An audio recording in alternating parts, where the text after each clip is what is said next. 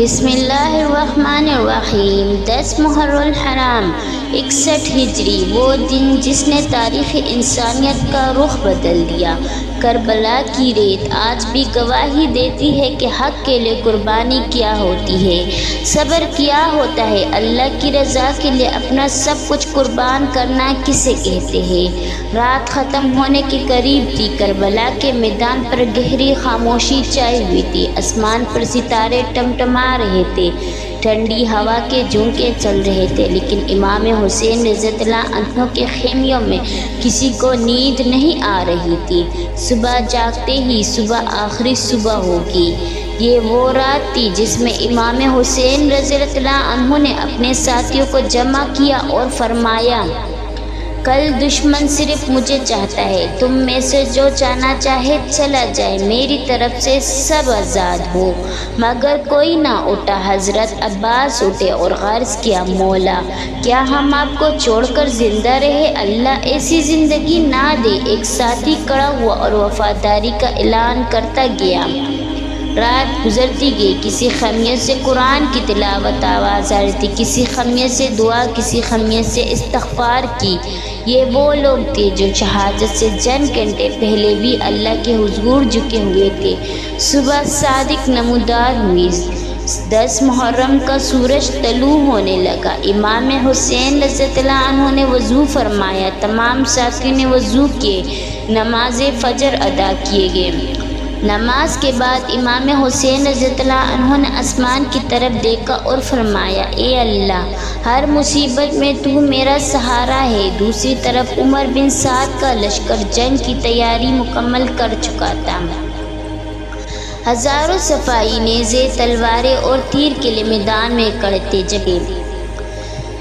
جبکہ امام حسین رضی اللہ عنہ کے پاس صرف چند جانثار ساتھی باقی تھے۔ صبح تقریباً 7 بجے امام حسین رضی اللہ عنہ اپنے گھوڑے پر سوار ہو کر دشمن کے سامنے تشریف لائے۔ آپ رضی اللہ عنہ نے بلند آواز میں فرمایا، لوگوں مجھے پہچانو، میں کون ہوں؟ کیا میں تمہارے نبی کا نواسہ نہیں؟ پورا میدان خاموش ہو گیا۔ کتنے لوگوں کی آنکھوں میں آنسو آ گئے، کہیں سر جھکے، مگر دنیا کی محبت ان کے دلوں پر غالب آ چکی تھی۔ امام حسین رضی اللہ عنہ بار بار سمجھاتے رہے، لیکن لشکر یزید خاموش کھڑا تھا۔ صبح تقریباً 8 بجے نے کمان اٹھائی، اس نے پہلا تیر چھوڑا، تیر ہوا کو چیرتا ہوا، اس کے ساتھ ہی کربلا کی جنگ شروع ہو گئی۔ چاروں طرف اللہ اکبر کی صدائیں بلند ہونے لگی۔ امام حسین کے جانثار ایک ایک کر کے میدان میں اترنے لگے۔ ہر مجاہد پہلے امام حسین کے پاس آتا، اجازت لیتا، امام اسے گلے لگاتے، دعائیں دیتے، اور پھر وہ مجاہد میدان کی طرف روانہ ہو جاتا۔ کچھ دیر بعد ان کی شہادت کی خبر آتی۔ ہر شہادت کے ساتھ خیموں میں غم بڑھتا گیا، لیکن کسی کی زبان پر شکوہ نہ تھا، سب کے دلوں میں صرف اللہ کی رضا تھی۔ صبح 9 بجے مسلم بن اوجاسا میدان میں اترے، بڑی بہادری سے لڑے، دشمن کے کئی سپاہیوں کو پچارا، آخر کار شدید زخمی ہو کر زمین پر گر پڑے۔ امام حسین رضی اللہ عنہ فوراً ان کے پاس گئے۔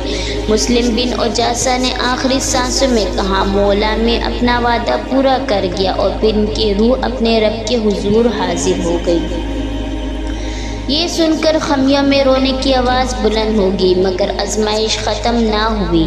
آج کا دن ابھی بہت لمبا تھا، اور ابھی اہل بیت کی عظیم قربانیوں کا سلسلہ باقی تھا۔ صبح 10 بجے ابھی تک امام حسین کے کئی وفادار ساتھی شہید ہو چکے تھے۔ میدان کربلا کی گرم ریت خون سے سرخ ہونے لگی، ہر طرف تلواروں کی چنکار، گھوڑوں کی تانبے اور تکبیر کی صدائیں گونج رہی تھی۔ امام شہداء کی لاشوں تک جاتے، ان کے سروں پر ہاتھ پھیرتے اور اللہ کی بارگاہ میں ان کی قربانی قبول ہونے کی دعا کرتے۔ دشمن حیران تھا کہ اتنی قلیل تعداد کے باوجود یہ لوگ کتنی بہادری سے کیوں لڑ رہے، کیوں ان کے سامنے دنیا نہیں اللہ کی رضا ہے۔ دوپہر کے قریب ابھی بنی ہاشم کے نوجوان میدان میں اترنے لگے۔ ہر طرف غم کا ماحول تھا، خیموں میں خواتین اور بچے دعائیں کر رہے تھے۔ اسی دوران حضرت قاسم رضی اللہ عنہ اپنے چچا امام حسین رضی اللہ عنہ سے میدان میں جانے کی اجازت مانگی۔ امام حسین نے اپنے بھتیجے کو دیکھا۔ امام حسن کی نشانی تھی، کم عمر، خوبصورت، بہادر نوجوان۔ امام حسین رضی اللہ عنہ کے آنکھوں سے آنسو جاری ہو گئے، مگر آخرکار اجازت دے دی۔ حضرت قاسم رضی اللہ عنہ میدان میں پہنچے۔ انہوں نے دشمن کی کئی صفائیوں کا مقابلہ کیا، پھر چاروں طرف سے حملہ ہوا، وہ گوروں سے گر پڑے۔ زمین پر گرتے ہی انہوں نے پکارا، چچا جان۔ امام حسین رضی اللہ عنہ بجلی کی طرح دوڑے، مگر وقت آ چکا تھا۔ حضرت قاسم رضی اللہ عنہ جام شہادت نوش کر چکے تھے۔ امام حسین رضی اللہ عنہ ان کی لاش کو سینے سے لگایا اور خیموں کی طرف واپس لائے۔ یہ منظر دیکھ کر اہل بیت پر غم کا پہاڑ ٹوٹ پڑا۔ کچھ دیر بعد حضرت علی اکبر حاضر ہوئے۔ یہ امام حسین رضی اللہ عنہ کے جوان بیٹے تھے۔ روایتوں کے مطابق چہرہ، گفتگو، اخلاق و رسول اللہ صلی اللہ علیہ وسلم سے بہت مشابہت ہے۔ جب حضرت علی اکبر میدان کی طرف جانے لگے تو امام حسین رضی اللہ عنہ نے آسمان کی طرف دیکھا اور فرمایا، اے اللہ گواہ رہنا، اب وہ نوجوان میدان میں جا رہا ہے جو تیرے نبی صلی اللہ علیہ وسلم سے سب سے زیادہ مشابہ ہے۔ حضرت علی اکبر رضی اللہ عنہ میدان میں اترے۔ انہوں نے بے مثال شجاعت دکھائی۔ دشمن کے صفوں میں قبلی مچ گئی، لیکن آخرکار ایک ظالم وار نے انہیں شدید زخمی کر دیا۔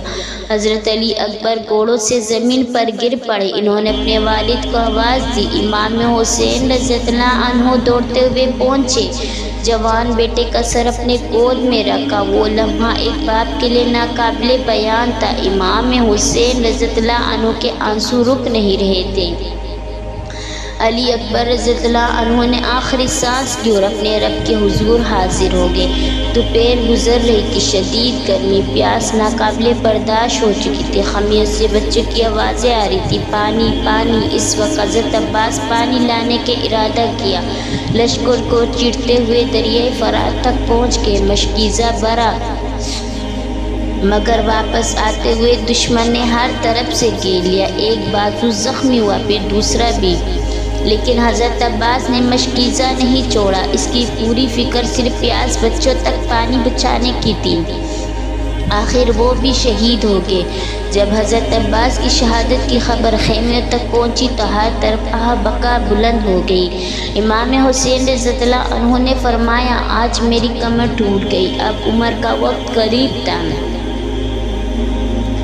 اب عصر کا وقت قریب تھا۔ امام حسین رضی اللہ عنہ تقریباً تنہا رہ گئے۔ اسی دوران آپ رضی اللہ عنہ اپنے شیر خوار بیٹے حضرت علی اصغر کو اٹھا کر میدان میں لے آئے۔